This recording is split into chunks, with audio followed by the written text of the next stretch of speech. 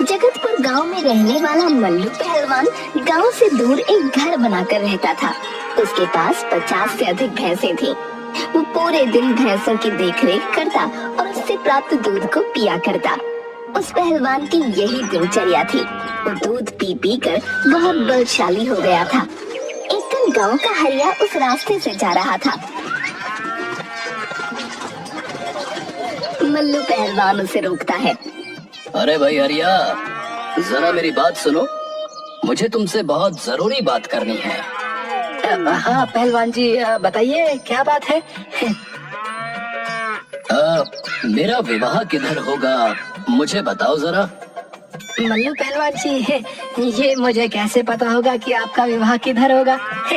मैं तो ये भी नहीं जानता कि मेरा विवाह किधर होगा। तो आपके विवाह की दिशा मैं कैसे बता सकता हूँ। अगर तुम मुझे नहीं बताओगे कि मेरा विवाह किधर होगा तो मैं तुम्हें अभी उठाकर जमीन पर पटक दूंगा। पहलवान जी, आप कैसी बातें कर रहे हैं। जल्दी बताओ, वरना मेरी मार खाने को तैयार हो जाओ। पहलवान जी, मुझे माफ कर दीजिए, मुझे जाने दीजिए, मेरे छोटे छोटे बच्चे। मल्लू पहलवान गुस्से में हरिया की पिटाई कर देता है। कुछ दिनों मल्लू पहलवान उस रास्ते पर आने वाले हर आदमी से यही सवाल पूछता, मेरा विवाह किधर होगा, और लोग उसका उत्तर ना दे पाए तो वो उन लोगों की पिटाई कर देता था। वो अपने साथ 50 किलो का लोहे का डंडा रखता था। आवश्यकता पड़ने पर उसी डंडे से वो युद्ध किया करता था। एक दिन की बात है, एक ब्राह्मण और एक नाई दूर देश विवाह की रस्म करने उस रास्ते से जा रहे थे। रास्ते में मल्लू पहलवान मिल गया। मेरा विवाह किधर होगा। तुम्हारा विवाह, बताता हूँ, तुम्हारा विवाह वो उधर होगा है। तुम दोनों ने मुझे बहुत खुश किया है। मैं तुम दोनों को अपनी ये 50 भैंसें इनाम में देता हूँ। अब ये मेरे किसी काम की नहीं है। आपका बहुत बहुत धन्यवाद पहलवान जी। ये सब तुम लेते जाओ। अब ये सब मेरे किस काम के। अब मैं चला अपने ससुराल खातिरदारी करवाने। मल्लू पहलवान उस ताड़ के पेड़ को लक्ष्य बनाकर वहाँ पहुँच गया। वहाँ एक झोपड़ी थी, उसके अंदर विमला और एक बच्चा था। वहाँ जाकर, नमस्कार, मैं हूँ मल्लू, मैं पास के गांव में ही रहता हूँ। विमला को समझ नहीं आया कि ये कौन है। फिर उसने सोचा, ये शायद मेरे पति के जानकार होंगे। ये लीजिए बाल्टी और लोटा, हाथ पैर धो लीजिए। मैं मेहमानों का कमरा खोल देती हूँ, आप आराम से वहाँ बैठ सकते हैं। विमला का लड़का रो रहा था। लड़के को क्यों रुला रही है। विमला को कुछ नहीं समझ आता। तभी विमला का पति आता है। उस आदमी को वहाँ पाकर अचरज में पड़ जाता है। अपनी पत्नी से पूछता है, ये कौन है। पता नहीं ये कौन है। मैं तो सोच रही थी कि तुम्हारा कोई परिचित होगा, और तुम्हारे जैसा ये बदतमीज है। मुझे एक थप्पड़ मारा है इसने। ओए, तूने मेरी बीवी को कैसे मारा बे। कहते हुए उससे झगड़ा शुरू कर दिया। मल्लू पहलवान था, वो बदतमीजी बर्दाश्त नहीं कर पाया। उसने अपना लोहे का डंडा उठाया और एक सिर पर लगा दिया। वो आदमी वहीं पर मर गया। विमला जोर जोर से रोने लगी। हे भगवान, ये तूने क्या किया। मेरे पति को मार दिया। वो मेरा सहारा था। उसके सिवा मेरा और मेरे बच्चे का इस दुनिया में कोई नहीं। अब हमारा क्या होगा। अरे अब तुम रो मत, तुम चुप हो जाओ। मैंने जानबूझकर उसकी जान नहीं ली है। मुझे क्या पता था कि एक डंडे की मार से ही वो मर जाएगा। विमला और जोर जोर से रोने लगी। हे भगवान, ये तूने क्या कर दिया। अब हमारा क्या होगा। विमला के रोने की आवाज सुनकर धीरे धीरे वहाँ काफी लोग जमा हो जाते हैं और सब आपस में बातें करने लगते हैं।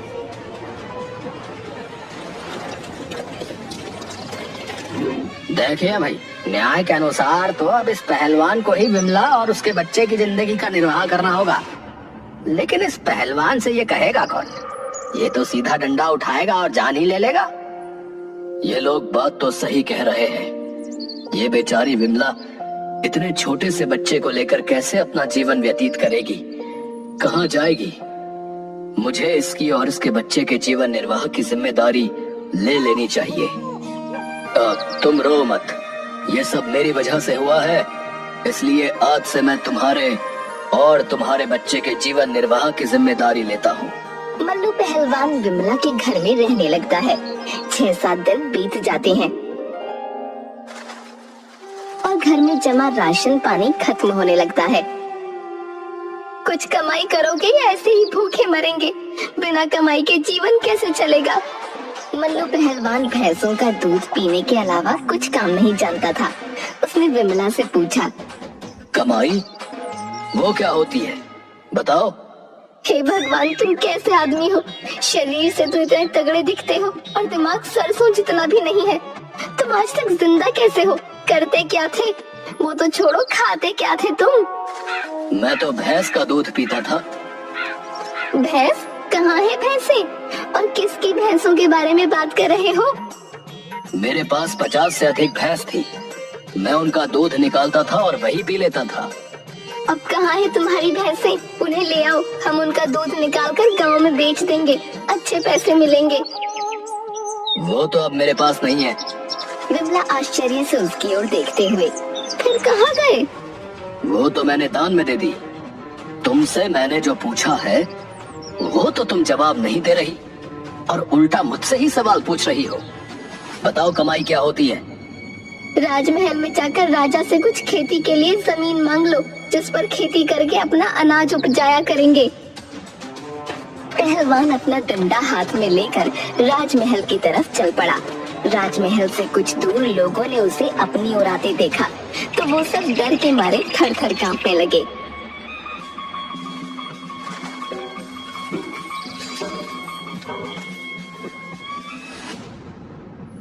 मंत्री जी, उस पहलवान के राजमहल आने से पहले ही उसके पास पहुंच जाइए और उससे यहाँ आने का कारण पूछ लीजिए, वरना क्या पता वो यहाँ आया तो एक आध को मार डालेगा। तुरंत उसके पास जाकर उसके आने का कारण पूछ लीजिए।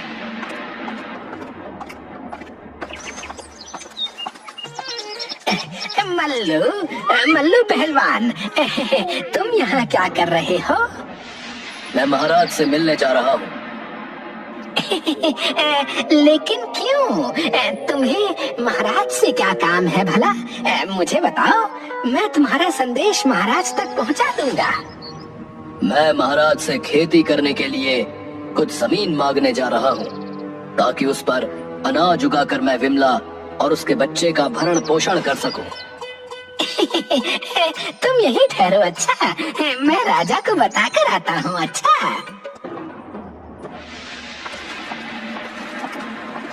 मंत्री राजा के पास आता है और उसके आने का कारण बताता है। वो जितनी जमीन और जहाँ मांग रहा है उसे वहाँ दे दो। मंत्री तुरंत मल्लू पहलवान के पास जाता है और चालाकी से उसे शमशान घाट के पास पड़ी बंजर जमीन दे देता है। मल्लू पहलवान और विमला महाराज द्वारा दी गई जमीन पर जुताई करने के लिए जाते हैं।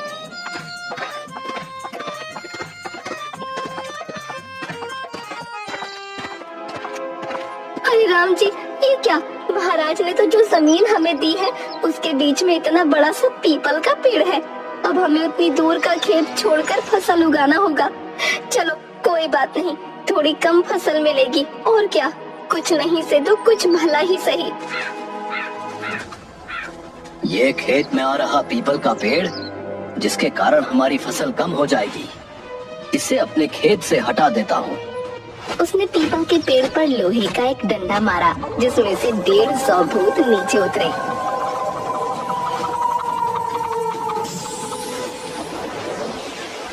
अच्छा, तो तुम सब ने मिलकर ये पीपल का पेड़ मेरे खेत के बीच में लगा रखा है। तुम मुझे जानते नहीं हो, मैं मल्लू पहलवान हूँ, मल्लू पहलवान। मुझसे तो सब डरते हैं। तुम किस खेत की मूली हो? अभी तुम्हें तुम्हारी नानी याद दिलाता हूँ। तू पहलवान होगा अपने घर का। हम भूत हैं और हमसे तो सारी दुनिया डरती है। तू क्या चीज है, मच्छर कहीं का? हम अभी तेरा कचुम्बर बना देंगे। थोड़ी ही देर में भूतों की सारी गलतफहमी दूर हो जाती है। किसी का हाथ टूटा, किसी का सर फूटा, किसी का पैर टूटा। सभी लाइन से खड़े हो गए और मल्लू पहलवान से माफी मांगने लगे। हमें माफ कर दो, हमसे गलती हो गई। तुम तो सच में बहुत बलवान हो। लेकिन इस पीपल के पेड़ को हटाने का कारण तो बताओ। तुम ये पेड़ क्यों हटाना चाहते हो? ये पीपल का पेड़ मेरे खेत के बीच में आ रहा है, इसलिए मैं इसे यहाँ से हटा दूंगा और यहाँ खेती करूंगा। खेती तो तुम ऐसे भी कर सकते हो पहलवान जी। इस पेड़ को हटाने की क्या जरूरत है? इस पेड़ की वजह से मेरे खेत में कम पैदावार होगी और मुझे वो बिल्कुल पसंद नहीं है। मुझे पूरी फसल चाहिए, इसलिए मैं इसे यहाँ से हटा दूंगा और यहाँ खेती करूंगा। हम इस खेत से होने वाली सारी पैदावार के बराबर आपके घर में राशन पहुंचा देंगे, परंतु ये पेड़ आप मत तोड़ो। ये हमारा घर है और हम यहाँ कई वर्षों से रह रहे हैं। मल्लू पहलवान बलशाली था और बलशाली लोग सदैव दया करते हैं, इसलिए उसने भूतों की बात मान ली। ठीक है, मुझे तुम सब पर दया आ गई, इसलिए मैं ये पेड़ यहाँ से नहीं हटाऊंगा। लेकिन मेरी एक बात कान खोल कर सुन लो। अगर मेरे घर में राशन की कमी हुई तो मैं इस पेड़ को अगली बार एक बार में ही गिरा दूंगा और फिर मैं किसी की कुछ नहीं सुनूंगा। जी पहलवान जी, आप निश्चिंत रहिए, आपके घर राशन समय पर पहुंच जाया करेगा और कभी राशन की कमी भी नहीं होगी। बस आप ये पेड़ मत हटाइएगा। मल्लू पहलवान घर चला गया। अब भूतों ने मल्लू पहलवान के घर 6 महीने का राशन भंडार कर दिया। मल्लू पहलवान मौज की जिंदगी यापन करने लगा। भूतों को ये सौदा बहुत महंगा पड़ा। वो काम कर कर के दुबले होने लगे। एक दिन बाद भूतों के गुरुजी वहाँ पहुँचे और उन्होंने उन सबको दुबला पाकर पूछा, क्या कारण है मेरे शिष्यों, तुम सब इतने दुबले दिखाई दे रहे हो? क्या तुम्हें समय पर भोजन पानी नहीं मिल रहा या फिर कोई और कारण है? मुझे बताओ, मैं तुम्हारा गुरु हूँ। गुरुजी, हम बहुत बड़े संकट में फंस गए हैं। ये जमीन एक पहलवान ने ले ली है और वो यहाँ खेती करना चाहता है। तो इसमें तुम दुबले क्यों हो रहे हो भाई?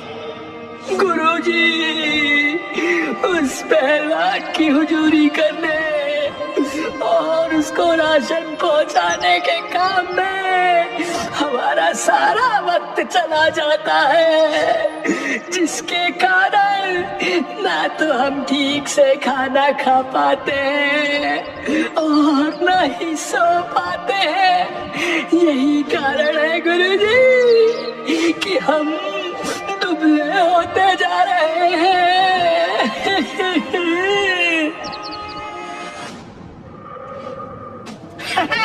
अच्छा, उस पहलवान की इतनी हिम्मत कि उसने मेरे शिष्यों को परेशान किया। तुम सब रो मत, अब तुम्हारी तकलीफ का अंत होगा। उस पहलवान ने मेरे शिष्यों को जितना परेशान किया है, इसका बदला तो मैं उससे लूंगा। भूतों के गुरुजी बिल्ली का भेष बनाकर पहलवान के घर जा पहुँचे। दूसरी तरफ मल्लू पहलवान के घर रोज बिल्ली दूध पी जाती थी। आज बिल्ली को सबक सिखाने के लिए मल्लू पहलवान डंडा लेकर दरवाजे के पीछे खड़ा था।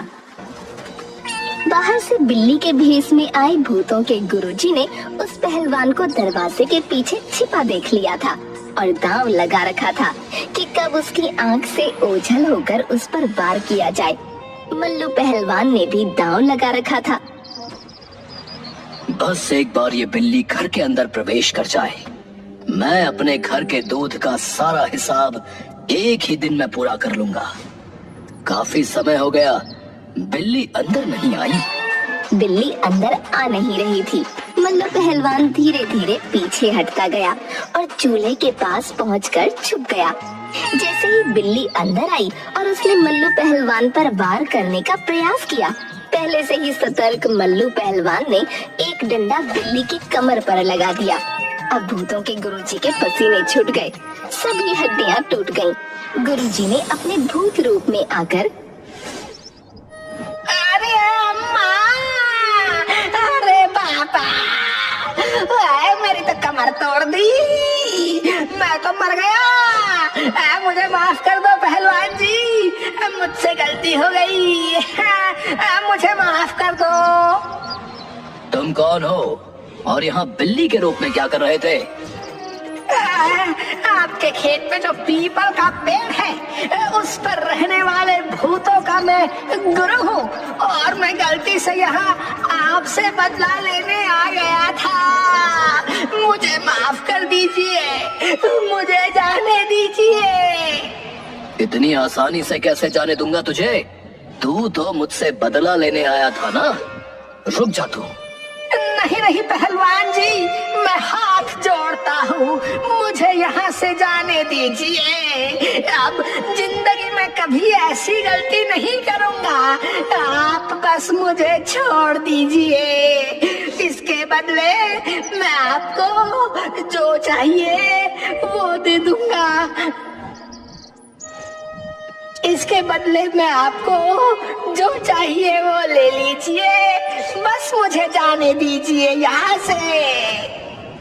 ठीक है, मैं तुम्हें छोड़ देता हूँ, लेकिन तुम्हें यहाँ आने की सजा मिलेगी। कहिए पहलवान जी, क्या सजा है? मैं हर सजा स्वीकार करता हूँ। जितना राशन मेरे घर आता था ना, अब उससे दुगना राशन मेरे घर आएगा, समझे? तभी मैं तुझे यहाँ से जाने दूंगा। जी पहलवान जी, मैं स्वीकार करता हूँ। आपके घर जितना राशन आता था, अब उससे दुगना राशन आपके घर आया करेगा। तो बस मुझे छोड़ दीजिए। मल्लू पहलवान ने भूतों के गुरुजी को वहाँ से जाने दिया। गुरुजी शिष्यों के घर पहुँच गए। गुरुजी की हालत देखकर शिष्य समझ गए, फिर भी उन्होंने पूछा, क्या हुआ गुरुजी? आपकी ये हालत कैसे हो गई? कमीना, कुत्तों, तुम सबने मुझे पहले क्यों नहीं बताया कि वो इतना ताकतवर है? कौन से जन्म का बदला लिया तुमने मुझसे? गुरुजी, हम तो आपको रोकना चाहते थे, लेकिन आप हमारी कोई बात सुने बिना ही उस पहलवान से बदला लेने निकल पड़े गुरुजी। वो तो मेरी जान ही लेने वाला था, उसने बड़ी मुश्किल से मुझे छोड़ा है। उसने इतनी आसानी से आपको कैसे छोड़ दिया गुरुजी? आसानी से उसने एक शर्त रखी है और उस शर्त के बदले उसने मुझे छोड़ा है। कैसी शर्त गुरुजी? उसके घर पहले जितना राशन आता था, अब उससे दुगना राशन पहुंचाना होगा, वरना वो तुम सबके साथ साथ मुझे भी खत्म कर देगा। दुगना राशन? पहले जितना राशन जाता था, उसमें ही हम सबकी ये हालत हो गई। अब दुगना राशन पहुंचाने में हमारा क्या होगा? मारो! सारे भूत रोते हुए गुरुजी को मारने दौड़ते हैं और गुरुजी किसी तरह अपनी जान बचाकर वहाँ से भाग निकलते हैं। बेचारे भूतों को अब मल्लू पहलवान को पहले से राशन दुगना पहुँचाना होगा। एक तो पहले ही भूत दुबले थे, अब ये आफत।